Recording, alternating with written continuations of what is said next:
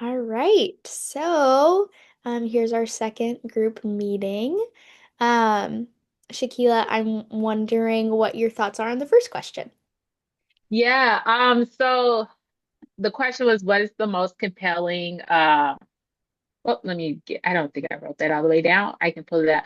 But what I found the most interesting liberation theory was gosh, it's kind of hard. I kind of like certain aspects of all of them. Yeah. But the last one being the disability one, like I was listening to the podcast and I'm just like, oh my gosh, like this makes so much sense. I've never thought of it in this context, Mm. especially when the guy said, like, we're all a body of Christ and like everyone can't be the head, everyone can't be the arms. Like we're all made unique, Yeah. to form the body. And I thought of that. That like really struck home with me. So yeah. Yeah, absolutely. Um, yeah, similar to you, like I feel like each liberation theology has such like distinct points that are so good, and I wish there could Yeah. be like a conglomeration of them all. But Yeah. yeah, similar to you, I really, really liked what like John Swinton had to say Hmm. within the podcasts and everything, and how he was talking about like we understand humanity and we understand God through relationship and like specifically thinking about people with like cognitive disabilities or cognitive impairments where it's like, okay, maybe they're not able to have this knowledge of God and yet like they're still able to be known by God and like different things like Mm-hmm. that I found very impactful. Especially in like not only considering what faith looks like for people with disabilities, but also for my own like Hmm. faith and understanding how God can meet me where I am and things like that. So, yeah, I would definitely agree with that. Yeah. It also, he kind of made a point about like Alzheimer's. My grandpa had Alzheimer's and I kind of watched him decline with it. Yeah. And it's like, they forget who they are. So like, like God, he made a point like God doesn't forget you. And just because that person might have forgot who Jesus was, like, doesn't mean that they're less of a Christian than you or I. Yeah. Yeah. Which I think like that's such a different narrative than what we're used to. Because Yeah. I know he was saying like we construct like who we are based on like memories and like Hmm. who we believe ourselves to be. And so what happens when those memories are gone? So thank you for sharing that point Yeah. in that story. That was very impactful. Um, you kind of touched on that with mentioning your grandpa, but like Hmm.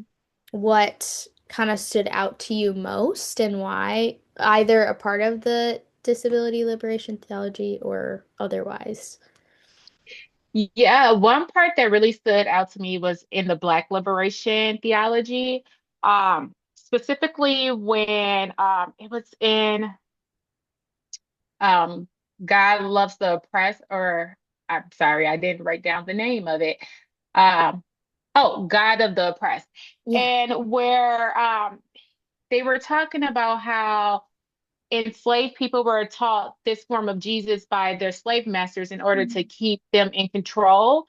And being of African American descent myself, I've seen like some people in my community mention like, oh well, Jesus is the white man's God, and it kind of always broke my heart because it's like, Mhm. no, Jesus, he's all of our God, like, and kind of Yeah. how they were expressing that, God is the God of the oppressed, and he's a liberator, and so that really kind of hit home for me as well because it kind of gives kind of some meaning of my feelings of like, like, no, that's not true at all. Like Yeah. that Jesus is not the Jesus in the Bible. That's not the Jesus that I serve.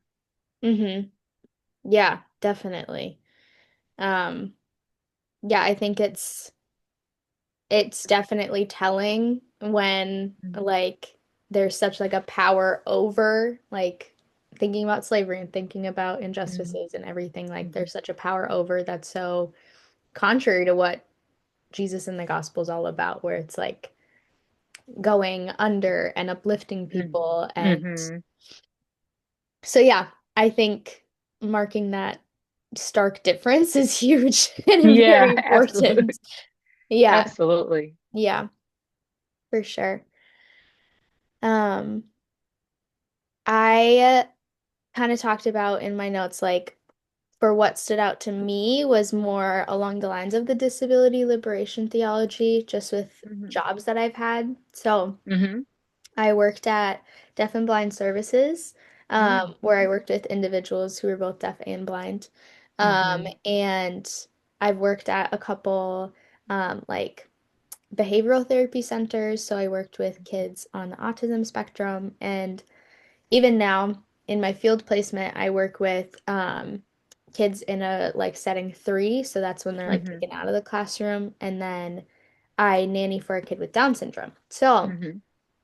just with all those different spheres, I think Yeah. I like was really like taking in the disability liberation theology and thinking about those like real life practical experiences. Um, Especially considering like in the book when they're talking about how people are either like placed as saints or as inferior because of um, their disability, like thinking about when does that switch happen, I guess. Because Hmm. a lot of times in the places that I'm working with kids, and it's like there's a lot of grace and a lot of empathy, and then you kind of Mm. see this switch where it's like, okay, they're no longer a kid and now they're kind of just being like judged by society. And so it's like, I'm curious how we can make like the grace and empathy and love and compassion that's like so rooted in their childhood extend into their adulthood too. Um, Absolutely. yeah, so that's what I Yeah. was kind of thinking of. Yeah. That kind of so at my job, I actually work with individuals that may have some type of undiagnosed disability. And a lot of them are unhoused. And I think like when you say like when do we switch to that? Because I could see how Yeah. people treat those individuals different that they would treat a child, you know? Right. Right. Like it's almost as like their situation is now their fault that they're unhoused or their Mhm. fault that they don't have, any money for food. And you don't really see a lot of empathy sometimes. Yeah. Yeah. Absolutely. And it like it reverts back to like I think when we are able to like actually see people, I think part of like a switch is remembering like yeah, they were a kid. Like Hmm.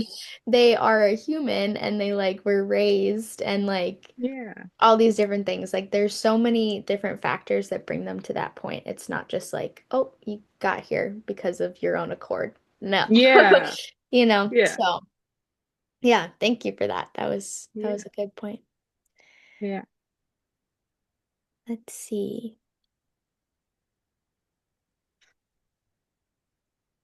So our next question is how will you integrate liberation theology into your social work practice?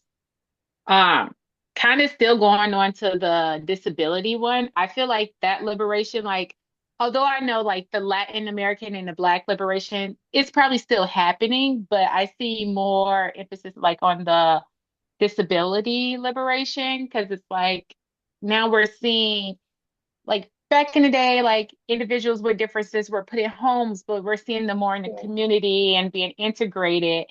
And just kind of just remembering how these structures cause their suffering. And like you said, like they're not in this, they're not in this situation because of what they done. Right. It's more of a how society has viewed them and kind of just changing that view of Mhm.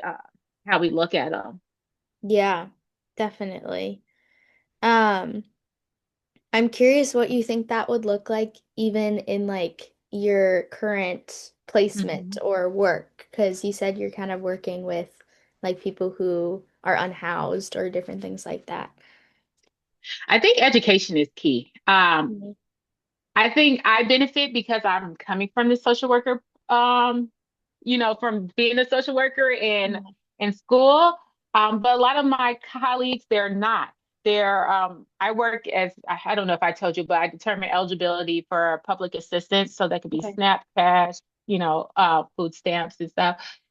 So a lot of the workers, they don't have that social work background and just kind of educating them of, like maybe generational trauma or Mhm. disability and the liberation theories. Like I think that can help uh a lot of our workers kind of just being aware of our resident situation. Yeah, definitely. Yeah, for sure. Um, yeah, that's definitely like an interesting place to be where it's like Mhm. you're encountering people with such different like lived experiences and Mhm. also there's like people within your workplace that like aren't necessarily looking at the systemic factors or the environmental Mhm. factors and like being able to hold both of like meeting people where they are and also like trying to educate people, right? Yeah. So, yeah, that's definitely an interesting balance. Yeah. Mhm. Yeah.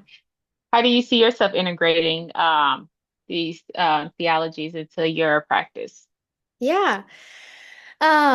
So I have been thinking a lot about like the presence aspect that they were talking about. Hmm. And like I think sometimes a lot of our work can feel like monotonous at times, Hmm. especially like when it comes to paperwork or when it comes to like diagnostic assessments and things like that. Hmm. It's like, okay, the same questions all the time. Uh, Hmm. and so I want to like be intentional about leaning into kind of the monotony of it. Um, Hmm. because like even those little things like and just being able to sit with someone and be present with them, it seems so little and yet these are things that like um that showcase people's humanity and like that's how we ascribe worth to people. Um and so I think not discounting the little things is a big thing for me because it's like Absolutely. sometimes I feel like in social work, especially like within my field placement, a lot of Hmm. times true social work feels like responding to crisis and like different Hmm. things like that. And I can discount the little like interactions in the hallway and like Hmm. different things like that. And so, um, yeah, just making sure that I'm present to all aspects of the work is something that I want to be intentional about. Absolutely. And I think the kids, they benefit from that and they probably love those small interactions with you in the Right. hallway. Yeah. Yeah, yeah. It's funny because I'm with middle schoolers right now, so it's Hmm. like even just having like an adult that cares is huge, Hmm. even if they are like, I don't, whatever. You know, I have to like, I Yeah. have to extra remember that it's like, no, it matters that an adult cares because like their ambivalence and like, I don't want to talk to Hmm. you, like Yeah. that's just a cover up for other things. But yeah. Absolutely. That's my favorite age group to work with. I love it. I used to work Yeah. with middle school kids, so my favorite. Yeah, they're definitely a fun bunch. Yeah. Um, Another thing that I'm thinking about is like, I guess in being exposed to all these different types of liberation theologies, like I want to also be intentional about what stories I'm consuming and like Mm, who am I validating and who am I giving time of day to listen to. Um, absolutely. yeah, because I think like this practice of having these specific like groups that we're researching has been Hmm. very helpful because I think it can be Hmm. easy to go through the motions of like just reading and then being like, okay, that's gone. But Hmm. yeah, yeah. Yeah. Another one for me too is I'm kind of I really want to kind of hone in using the appropriate language to describe Mm. individuals, like what's the preferred language or kind of like how instead of saying homeless people, I like to say unhoused, like, just making sure I put that person first and respecting Sure. their dignity. I think that's another kind of liberation tool I want to bring to my practice as well. Yeah, definitely. And it's once again like as we were kind of talking about like that. is a small thing, and yet it makes like a world of difference, not only in like their lives, but also how we understand the situation too. Yeah, Absolutely. that's definitely impactful and important. Um, yeah, I'm curious, what other thoughts do you have to share just generally about liberation theologies or practice in general and um yeah, just any other things that kind of stood out to you? Yeah, it makes me want to explore other liberation theologies. Like maybe is there some Asian American or Asian theologies and other things like that. So I like that they did Latin America, Black and disabled or disability. But yeah, I kind of want to explore more. Definitely.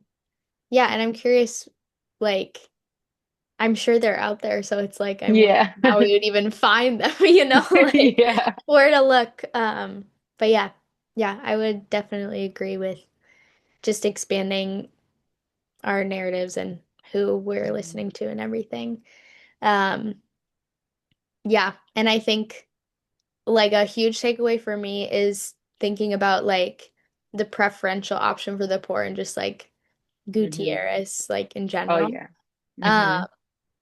yeah, and thinking about like what does it mean for God to be in like solidarity with the people who are suffering and the people who are like deemed as insignificant in society. Hmm. Um, yeah, and just the idea that that's like that's where God is with Hmm. those that are kind of cast out. Um, yeah, definitely some heavier things, but some very Yeah. impactful things to be thinking about. Absolutely. Oh, that I just popped in my head. One of the when I was reading one of the passages in the Black liberation where Emmett Till's mother's said that like Mm. I don't know if it was like a she heard it from God that said like Emmett Till had to die this way for gosh, I wish I would have took notes on that one because it just popped in my head. But Sure. it says like he had to, like God was with him and Mm. his suffering wasn't in vain and it was for the liberation of, the Black community. And I just imagine the peace that his mom must have felt after hearing that and just like, you know what? Although he's not here, he's now, he's in heaven resting and it wasn't in vain. Like his death wasn't, because these people decided to murder him. It was for the liberation of this community. Yeah, which like that just speaks to like this course where it's like what you're saying is so rooted in like our things of theodicy and like Hmm. now God does have a plan and like Hmm. it is being worked for good and different things like that. So Yeah. it's kind of cool and wild to see like the threads throughout it all. It's Yeah, like, oh, wait a it second. This goes back to is. that. So Absolutely. yeah, definitely. Um, any last thoughts at all? I don't have any. You? I don't think so. Okay, good. Well, it was so nice meeting with you. It's always a Yes. pleasure. Yes. Alrighty.